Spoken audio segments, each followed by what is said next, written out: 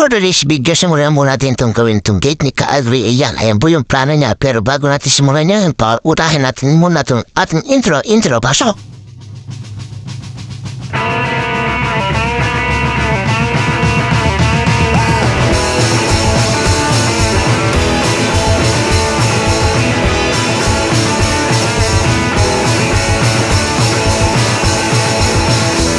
At sa pagsisimula ng ating video ay magkasamantayang lapis yan, hasa. At pagkatapos gamitin natin ang pamalupitan technique, yung aking tuturo. Pag wala kang kato, pwede mo gamitin ito. Alternate para naman diretso yung putong kumuha ka na ng papel. Ayan, ito ay yung ginamit ko. Tapos binalot ko na ng pantay. At sa ako ginuhitan, sigurado yan, pantay yan. At nga pala tinatanong ko nga pala yung mga thread na yan. Dahil pagka isinama natin yan doon sa ating gagawin, manipis na po kasi yung pinagdaanan ng thread niya. Kaya yan, tinatanggal ko siya kasi wala na siyang kwenta pagka ginamit natin sa ating mga workpiece. At biglang, ayan pangit. At ito na yung ating cut-up. Pinabas ko na yung ating pamalagasang cut-up. Total yan mga idol. So ayan, testing muna uli. At double check lang tayo sa sukat. Gusto naman, talin ng cut-up baka naman mamaya lumagpas or nabitin yung ating sukat kaya yan. Inulit ko lang. So pag-aarin yan, na 45 degrees ko na siya. Linisin lang po natin lahat ng ating pinagputulan dahil isa pa matalim yan at delikado sa atin na gumagawa mismo. Pag-aarin po na, iporma natin siya ng naka 90 degrees. Ayan po. At siyempre, bago natin iskolahin niya, mas mabuti po kasi siya na nakaganyan siya mga idol. Meron siya agad brace. Dahil pag wineldin nyo ang bakal, kahit na nakahawak kayo sa eskwela niyan, pag wineldin nyo po yan, ihigop at ihigop yan. Kaya kanya po yung ginagawa ko sa kanya. Habang nag-eskwela, nakakabit yung brace niyan, naka-spot weld na po agad yung kabilang dulo mga idol. Pag yari nun, at nakuha nyo na yung 90 degrees, pwede nyo po siyang ispatan uli ng pangalawa para hindi siya gumalaw-galaw. So, tingnan lang natin yung sukat ng pagitan ng ating gate kasi dalawang panig na gate po yung gagawin natin. Dalawang panig po siya kabilaan kaya dapat nakasentro siya doon sa gitna. So, gaya pa rin ng dati. Yan, kung nakita nyo, katok-katok, tapos eskwala, katok, eskwala. Wala pong problema, may dumagtag rin ng kwanti din. Ang mahalaga po, eksakto po yung pag-eskwala ninyo mga idol. Para pag naglapat po kayo sa kanya, ay lapat na lapat lang siya at hindi nagbabago yung kanyang eskwela yan. Kung nakita nyo, di ba? Nakaganyan lang po yan na sukat uli. Huwag lang kakalimutan na lagi mag-double check ng metro. Ganun yung tinuro sa akin ni Master ng aking kapatid.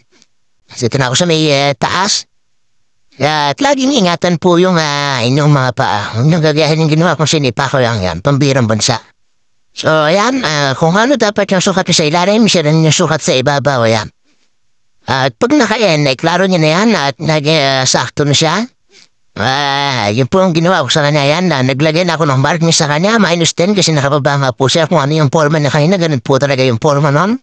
-10 ako, mamula sa may taas hanggang dun sa may tulo po ng tubo. Yung pong -10 ko, yung pinakaibabaw po ng tubo, mga idol, pag nangyari kumalagay yan, kabit tuloy ng metro sa kabilang dulo, hilaw ulit, baka mamaya nagbago na naman.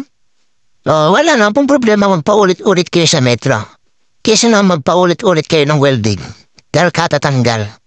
Nasisira na yung inyong ginagawa, pumapangit pa po yung inyong mga workpiece dahil nawawala siya sa eskwela o dun sa sukat. So pag nangyari po nun, ispatinayog kayo yung kabila niya. Pagka ganyan po, hindi siya nagpapantay dahil nakapatong na siya dyan sa simento at wala po akong working fabrication table. Kaya kalso-kalso dahil hindi po siya nakapantay. Huwag nyo kakalimutan kahit na may sukat kayo, huwag nyo kakalimutan yung eskwala. Yan no. Ayan po nung ginawa ko, di ba? Tapos sukat uli.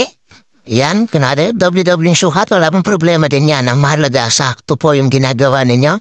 Pagkayari po niya na yan huwag mong pwede niya na siyang weldingin ng buo. So nag-shoot ako ng mask doon, hindi lang po nakita kasi nasa medyo malayo po yung ating camera at medyo napalayo po ako ng bagya sa kanya. So yan, spot ko lang po yan, spot weld lang po yung ginagawa ko sa kanya dahil S40 po yung tubo natin. Mas maganda po kasi yan na maiwasan natin yung butas po ng tubo dahil sporty nga siya pagka sa wala po yung pinapatungan pagka po yan ay na-spot weld ko na siya ng paikot mga idol. At pagkatapos ay silip-silip ulit, tingnan lang natin na double check lang bolo. Kung kumibalo hindi. At inabas ko na nga yung pina-order ko kay Kaagri na Nihon. Ayan, Nihon World po na special na aking gamit, 2.5. Yan po yung pinakuha ko kay Kaagri na masarap siyang gamitin at napakainam niyang gamitin. Isang tutok mo lang kahit naman siya bago-bago pa lang. Ayan, tingnan niyo naman. Wala nang paipainit, wala nang kaskas-kaskas. Diretso siya kagad. Ang sarap niya talagang gamitin. Kaya mas gusto kong ginagamit kong Nihon World.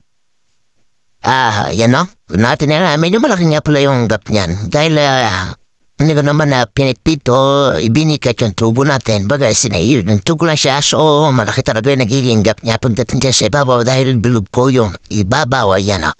Population na natin, diretso na po yan, hilang na. At hanggang dito na pala yung aking video. Maraming salamat and goodbye!